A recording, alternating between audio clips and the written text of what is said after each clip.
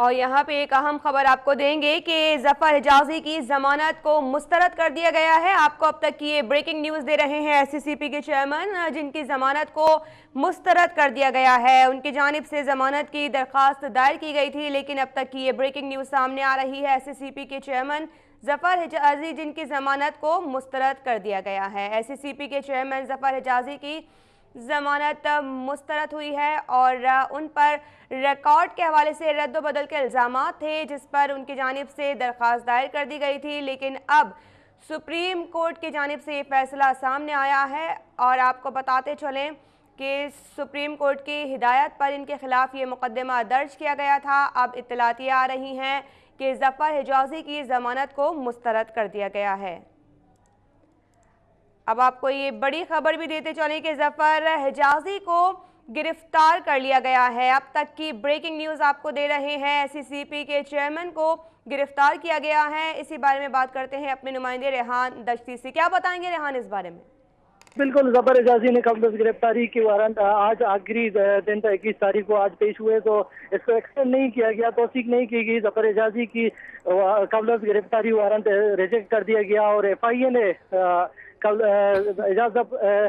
ظفر حجازی کو گرفتار کر کے اپنے ساتھ لے گئے۔ جی اچھا، یہ بھی بتائیے گا کہ اب ان کی جانب سے کیا مزید آگے درخواست دائر کی جا سکتی ہے؟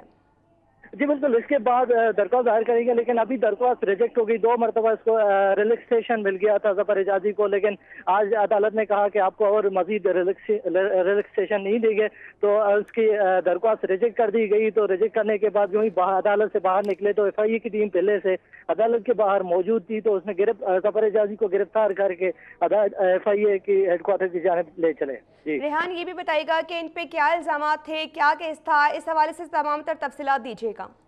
جی بالکل، ظفر حجازی پہ یہی الزام تھا کہ جے آئی ٹی نے ظفر حجازی پہ الزام لگایا تھا کہ ریکارڈ ٹمپرنگ کی ہے چودھری شوگر مل کے حوالے سے، جو ریکارڈ مانگا تھا جے آئی ٹی نے، تو 8-9 ماہ پہلے تو ظفر حجازی نے ریکارڈ ٹمپرنگ کی، ریکارڈ میں رد و بدل کا ظفر حجازی پہ الزام ہے۔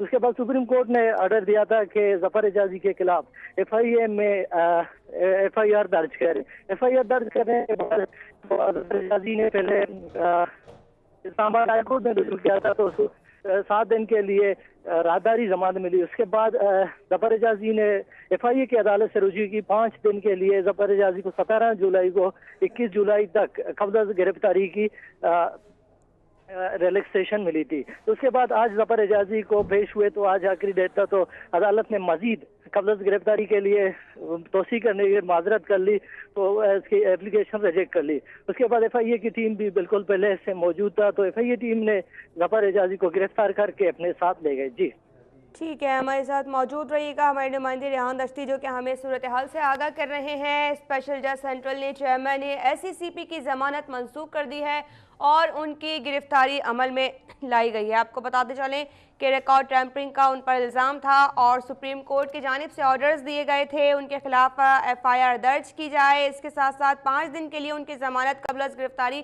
منظور کی گئی تھی۔ آج مزید استدعا بھی کی گئی تھی، لیکن اس کو مسترد کر دیا گیا ہے اور اب ان کی گرفتاری عمل میں لائی گئی ہے۔ ایف آئی اے نے چیئرمین ایس سی سی پی ظفر حجازی کو حراست میں لے لیا ہے اور اب ان سے مزید تحقیقات کا سلسلہ بھی آگے بڑھایا جائے گا۔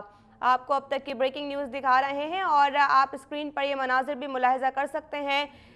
آپ کو بتاتے چلیں کہ ایف آئی اے نے چیئرمین ایس سی سی پی ظفر حجازی کو حراست میں لیا۔ یہ اس وقت کے ہم آپ کو مناظر دکھا رہے ہیں۔ ان پر الزامات ہیں مختلف قسم کے، ریکارڈ ٹیمپرنگ کا الزام ان پر تھا۔ اس کے ساتھ ساتھ سپریم کورٹ کی جانب سے آرڈرز بھی جاری کیے گئے تھے، جس کے بعد ہم نے دیکھا کہ 5 دن کے لیے ان کی ضمانت قبل از گرفتاری پہلے منظور کی گئی تھی، لیکن اب استدعا کی گئی مزید، جس کو مسترد کر دیا گیا ہے۔ ریحان ہمارے ساتھ موجود ہیں۔